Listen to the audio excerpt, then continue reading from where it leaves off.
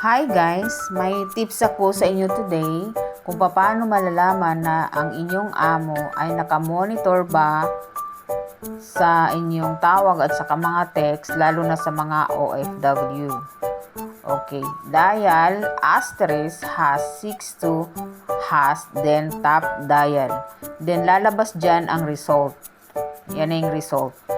And then tap OK. Pag natap nyo na yung OK, i-dial nyo ulit yung para ma-delete siya as hash 002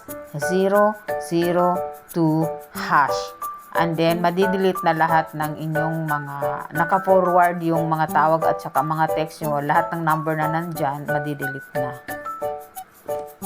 That's for today. Considered subscribe and like guys if may natutunan po kayo. Maraming salamat.